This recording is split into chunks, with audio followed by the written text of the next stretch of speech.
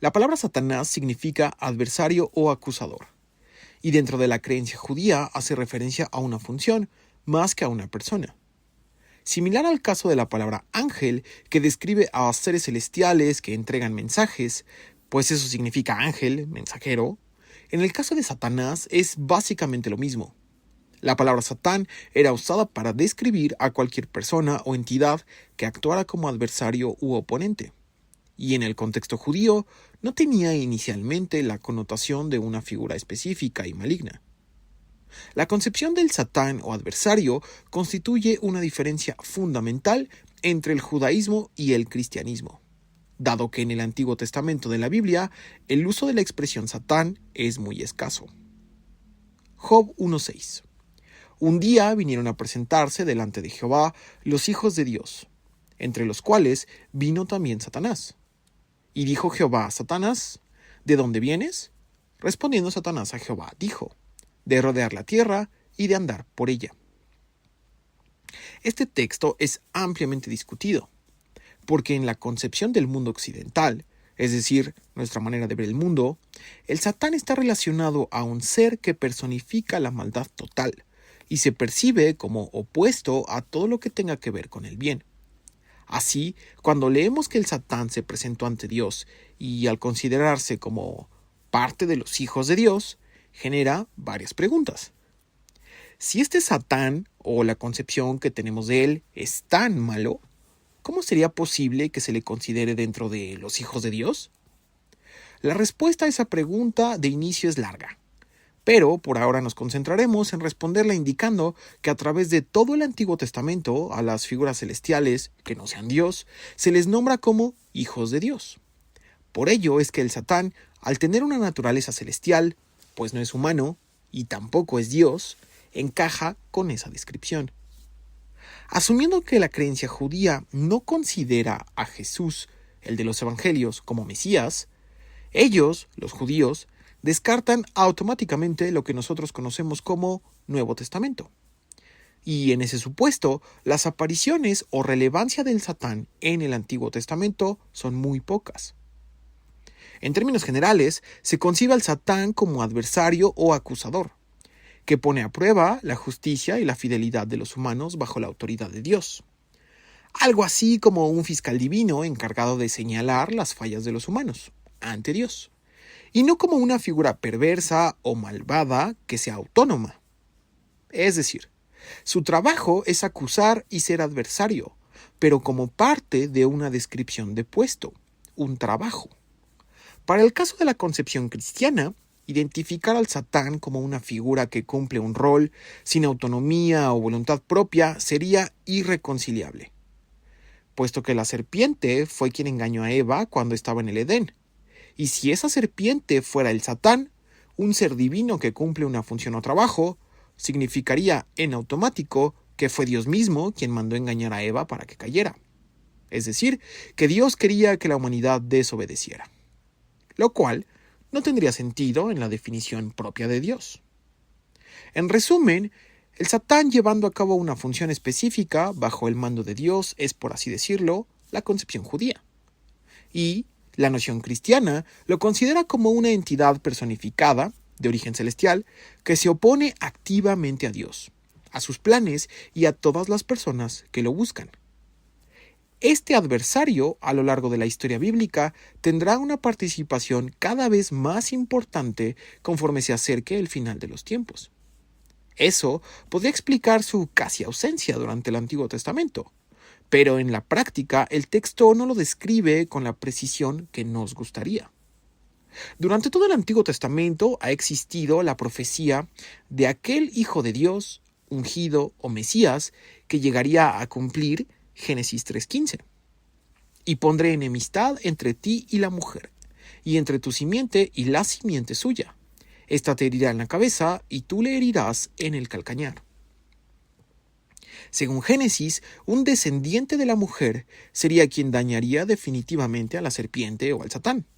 Y conforme avanza la Biblia, se entrega progresivamente más y más detalles del ungido de Dios, que cumpliría esa profecía, ligándolo a Abraham, Isaac y Jacob como pueblo elegido por Dios y luego como parte redentora y libertadora de su nación, el pueblo de Israel. Por todo lo anterior, y en un análisis muy resumido, de la misma manera que para los judíos la llegada del Mesías significaba libertad, salvación política y gobierno divino, para el Satán, el cumplimiento de Génesis 3:15, es decir, el aplastamiento y derrota total de la serpiente, estaría también por suceder.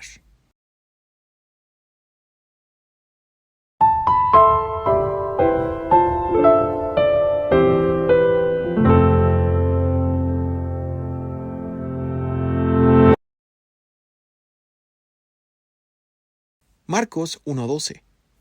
Y luego el Espíritu le impulsó al desierto. Y estuvo allí, en el desierto, 40 días, y era tentado por Satanás, y estaba con las fieras. Y los ángeles le servían. Otra vez, Marcos condensa en 2 versículos una historia larga e importante, las tentaciones de Jesús. Y por su relevancia, las vamos a ampliar. Las tentaciones o pruebas de Jesús marcan narrativamente un contraste fundamental para su salida del anonimato, que comenzó con su bautismo y la manifestación divina del Padre y del Espíritu, poniendo en foco al menos 2 cosas.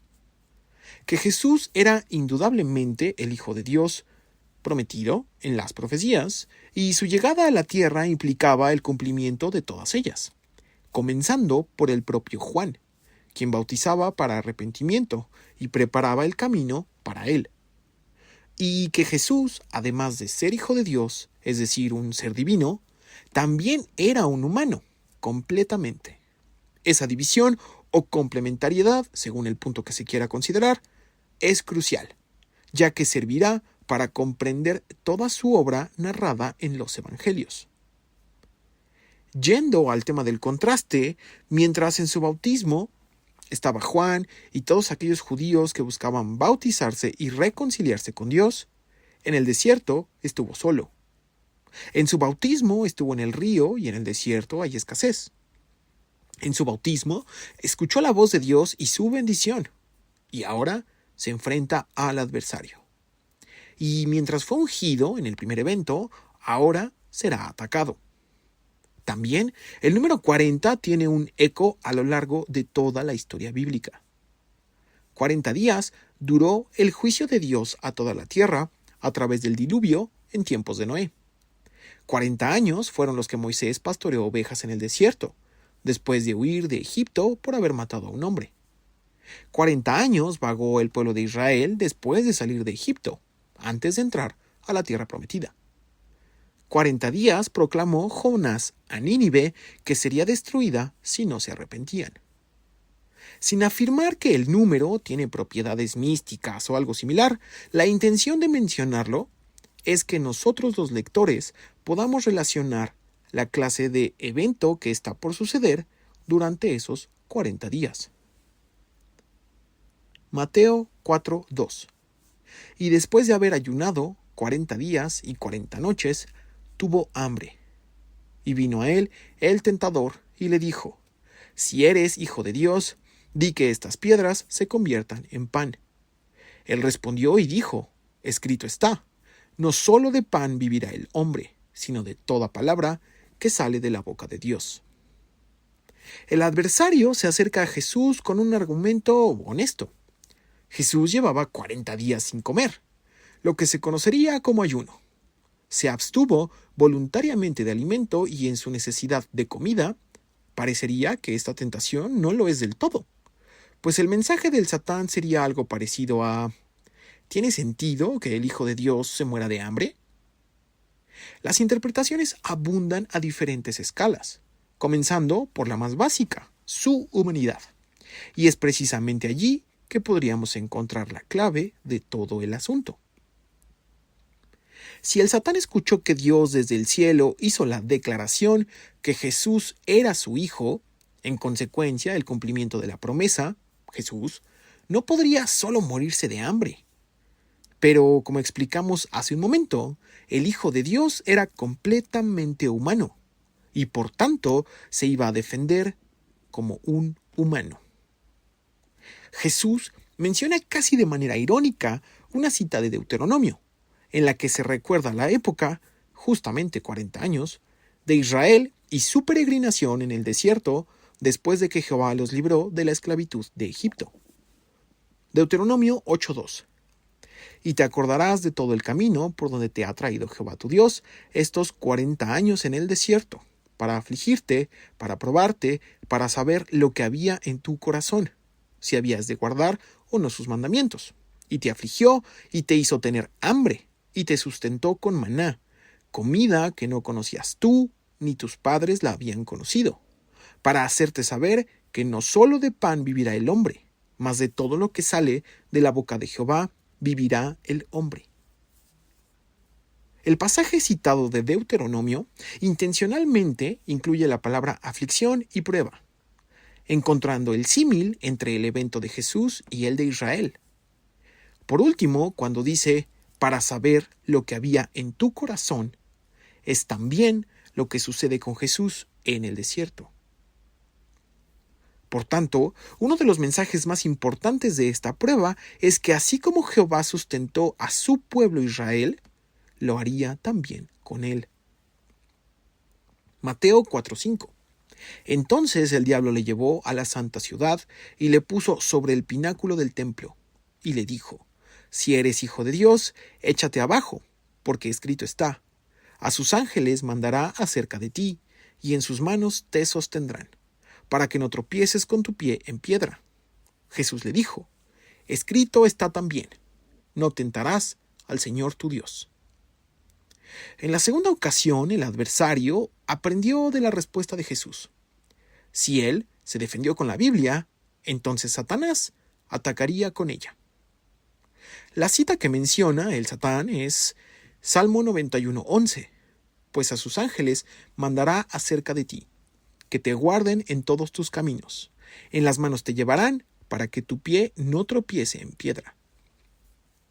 La cita está mutilada, pues omite la parte de que te guarden en todos tus caminos.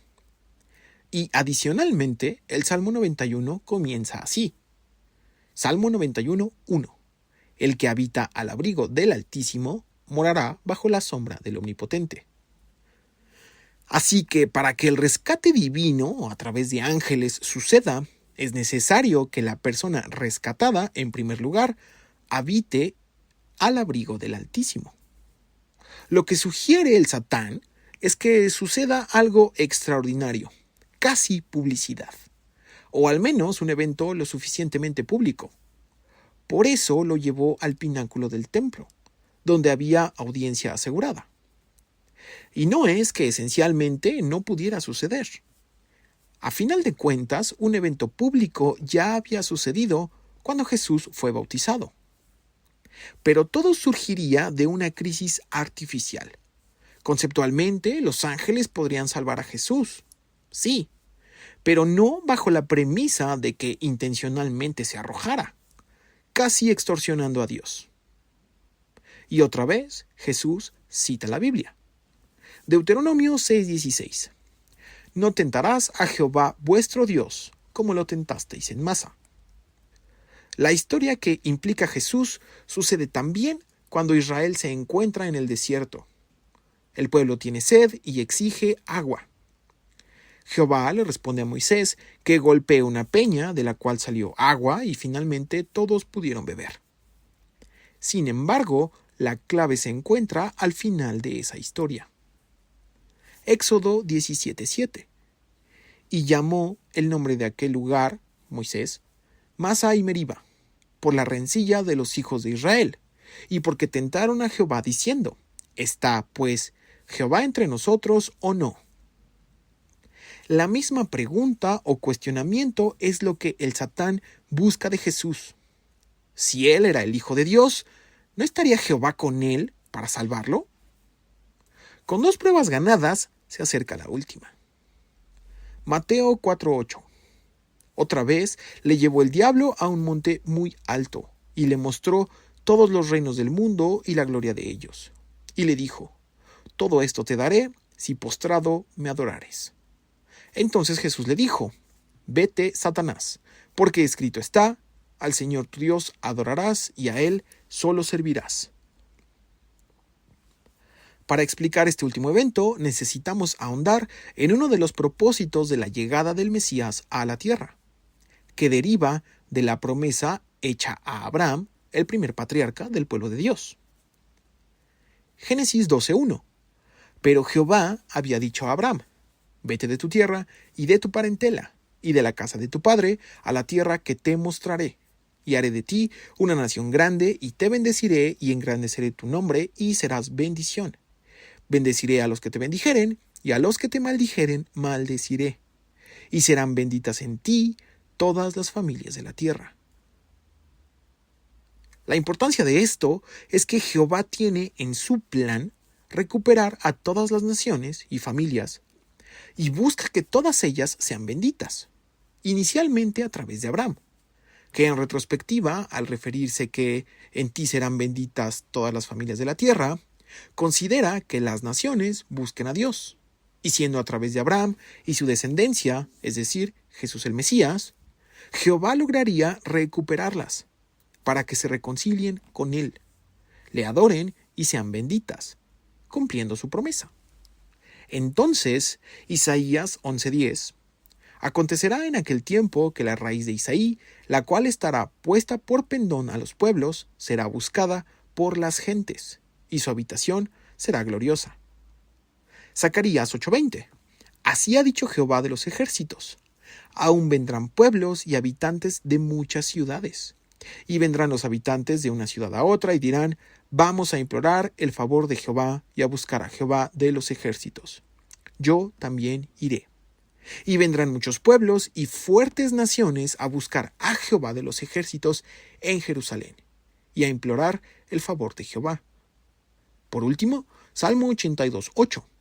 Levántate, oh Dios, juzga la tierra, porque tú heredarás todas las naciones. Efectivamente, recuperar las naciones es parte primordial de la razón por la cual Jesús el Mesías llegó a la tierra, no exclusivamente a salvar políticamente a Israel, sino que la salvación llegaría para todos. Por esa razón es que el Satán le ofrece a Jesús todos los reinos del mundo, porque sabe que los quiere. El atajo es claro. Jesús el Mesías podría ahorrarse la cruz, pero en el camino tendría que adorar al adversario. Una de las preguntas más recurridas es: ¿el Satán tendría la autoridad de entregarle a las naciones a Dios? La respuesta es sí y no. Sí, porque cuando Adán y Eva transgredieron el mandato de Dios, de no comer del árbol, le dieron simbólicamente el dominio que Dios les había dado primero a ellos. Génesis 1:28. Y los bendijo Dios y les dijo: fructificad y multiplicaos, llenad la tierra y sojuzgadla, y señoread en los peces del mar, en las aves de los cielos y en todas las bestias que se mueven sobre la tierra. Esa autoridad, en cierto sentido, se la dieron al adversario, cuando cayeron y tomaron del fruto que no debían comer. Y la otra respuesta, no, que no podía entregar el Satán las naciones a Dios, se basa sencillamente en que ellas, las naciones, son de inicio propiedad de su creador, Dios. Sea posible o no la transacción, si Jesús aceptaba la oferta, la contradicción se presentaría antes de que pudiéramos saber si podría recibir las naciones. La naturaleza divina de Jesús es incompatible con el mal. Salmo 5:4. Porque tú no eres un Dios que se compadece en la maldad. El malo no habitará junto a ti. Los insensatos no estarán delante de tus ojos. Aborreces a todos los que hacen iniquidad. Este choque inadmisible para Dios y por extensión para Jesús significa rechazo absoluto a la maldad, personificada en el Satán. Y hablar de que la perfección y el bien adoren al mal sería un análisis inservible. Mateo 4:11. El diablo entonces le dejó, y he aquí vinieron ángeles y le servían. Jesús, el Hijo de Dios, siendo totalmente humano, resistió las tentaciones que en general cualquier humano está sujeto a enfrentar. Y estas son necesidades humanas, bienes materiales y poder. Para todas ellas fueron presentadas a Jesús como situaciones en las que convertir piedras en pan o esperar un rescate divino, según su contexto, parecería evidente y obvio dar el paso y alimentarse, o esperar que los ángeles lo salvaran mientras caía. Sin embargo, Jesús establece una distinción. No utiliza algún milagro o poder sobrehumano para superar las tentaciones. En ese sentido, demuestra que confiar en Dios, resistiendo y de la mano del texto bíblico, entendido y aplicado honestamente, es posible superar a Satanás. Su hermano, Santiago, escribirá tiempo después un libro con una referencia clara a este evento. Santiago 4:7. Someteos, pues, a Dios, resistid al diablo y huirá de vosotros. Ambos pasajes, el de la tentación y este de Santiago, reflejan la capacidad humana de resistir las tentaciones, aunque no es un acto individual. Requiere, así como Jesús, confianza en Dios. Eventualmente existirá una relación entre el primer hombre de la historia, Adán, y Jesús, en la que el apóstol Pablo los comparará. 1 Corintios 15:21. Porque por cuanto la muerte entró por un hombre, Adán, también por un hombre, Jesús, la resurrección de los muertos. Porque así como en Adán todos mueren, también en Cristo todos serán vivificados. Mientras Israel tentó a Dios en el desierto exigiendo agua, Jesús triunfó ante la tentación. Si Adán y Eva cayeron ante el ofrecimiento de la serpiente, Jesús se negó a adorar al Satán. En conclusión, el ejemplo de Jesús que se registra en los evangelios es el de un humano incorruptible, al que todos aquellos seguidores pueden aspirar a imitar. Y aunque alcanzar la perfección no necesariamente es posible, deja claro que las tentaciones que todos los humanos experimentamos, Él también las tuvo. Así que confiar en la provisión del Creador en tiempos de hambre o ser rescatados en eventos de riesgo no es algo imposible o ridículo. Pero será necesario, así como Jesús, acercarse con las razones y corazón orientados correctamente. Hebreos 4:15. Porque no tenemos un sumo sacerdote, Jesús, que no pueda compadecerse de nuestras debilidades, sino uno que fue tentado en todo según nuestra semejanza, pero sin pecado. Acerquémonos, pues, confiadamente al trono de la gracia de Jesús, para alcanzar misericordia y hallar gracia para el oportuno socorro.